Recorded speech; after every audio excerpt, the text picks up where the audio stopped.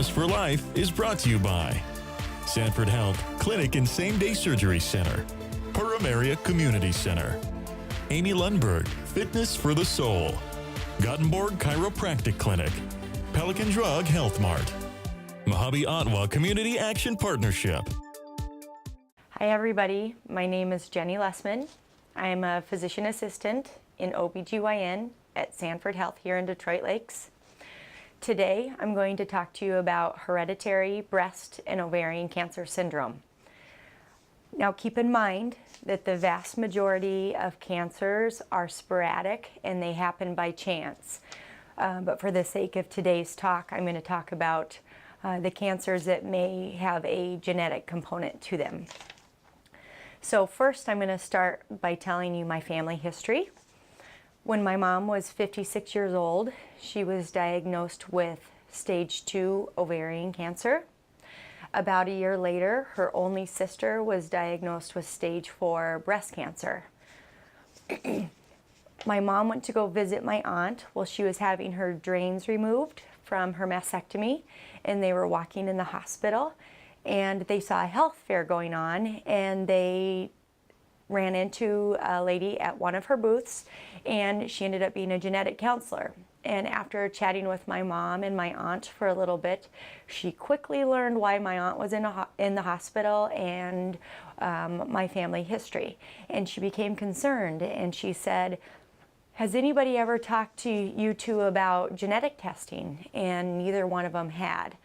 Not their primary care doctors, not their oncologists, not their surgeons.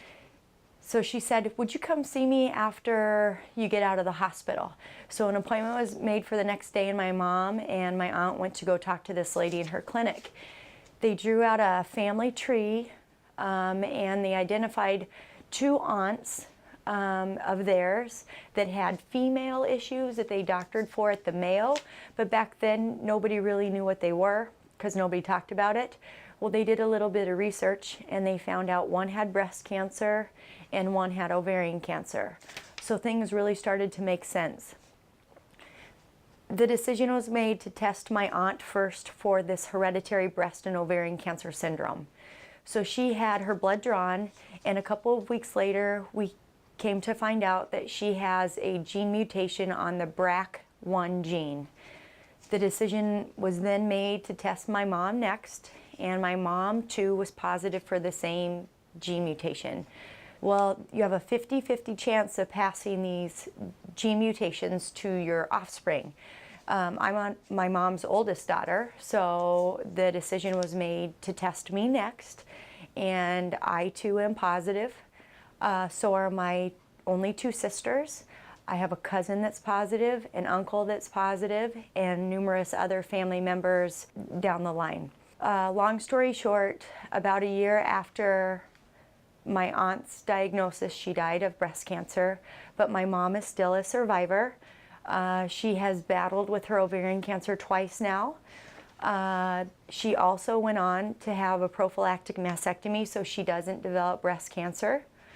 I like to call myself a previvor, and my sisters are previvors too. When people ask if I feel bad about knowing this information, I say absolutely not. I feel grateful. I feel lucky for knowing this information because it can save my life someday, because knowledge is power and hope. And if I wouldn't have known this information, I could be the next one that's to develop cancer. I've been doing yearly breast MRIs, twice yearly pelvic ultrasounds and blood draws to make sure I'm okay. The very first breast MRI I had identified precancer, and I already had a lumpectomy. So how do I identify people in my practice that may be at risk for hereditary breast and ovarian cancer? It's all by family history. So it is so important to know your family history, and if you don't, it's a good conversation to have. If I'm doing a physical or a meeting with somebody in the office and I've identified some red flags in their family history, I may proceed with testing. So here are the red flags that I pay attention to. Breast cancer. You have to have 3 family members on one side of your family that have breast cancer at any age, or You can have only 2 family members on one side affected with breast cancer, but one needs to be diagnosed under the age of 50. Or you can have 1 family member in your family at age 45 or less. This also means if you yourself have personally been infected as well, it raises a red flag as well, especially premenopausal breast cancer under the age of 50. Also, anybody that has a family history of male breast cancer at any age, male breast cancer is a huge red flag. If you are of the Jewish population, people who are Jewish have a very high chance of having one of these gene mutations. And finally, another risk factor or another red flag is ovarian cancer in yourself or your family at any age. That is a red flag for testing as well. So here are the risks if somebody carries one of these gene mutations. It is not a guarantee that you're going to get cancer. In the general population, the average, your chance of getting breast cancer is about 1 in 8 in a lifetime. These people who carry these gene mutations, like myself, up to an 87% chance of getting breast cancer.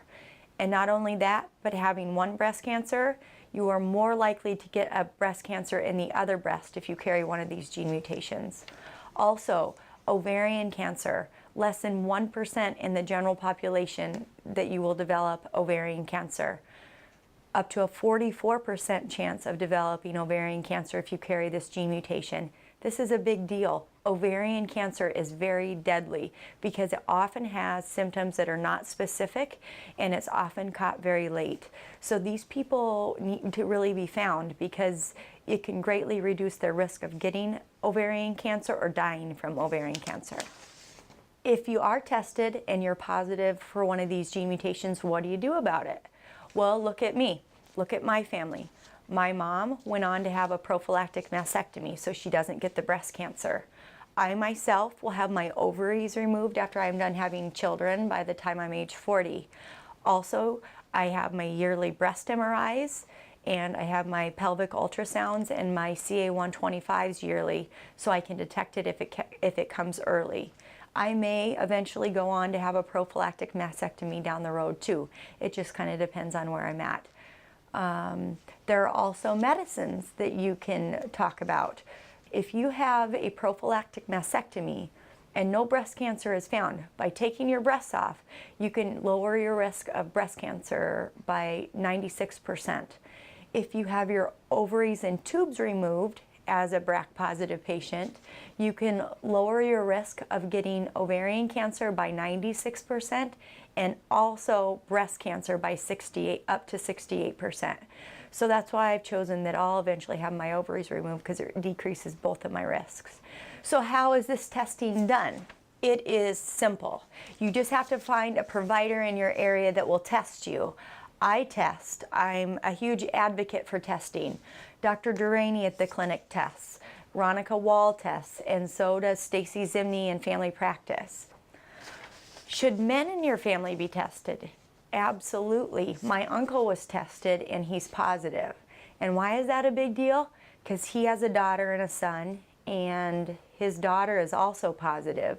Not only does it increase their risk, because men and women can both pass this gene mutation. Does insurance pay for this? Good news. The vast majority of insurances pay the vast majority of the cost. Often, many of them paying more than 90% of the cost. Can your insurance company discriminate you for knowing this genetic testing? No. There are 2 laws in the United States that protect you against genetic discrimination. The GINA law, Genetic Information Non-Discrimination Act, and the HIPAA law. And there is no way insurance can drop you, deny you, or increase your rates for knowing your genetic results. So the take-home message today is that the vast majority of cancer is sporadic and it happens by chance. But 1 in 400 families will be affected by hereditary breast and ovarian cancer, and the risk of getting cancer is very high in these families. So if you've identified some red flags by listening today in your family history please see your provider about possible testing because it just may save your life. Thank you.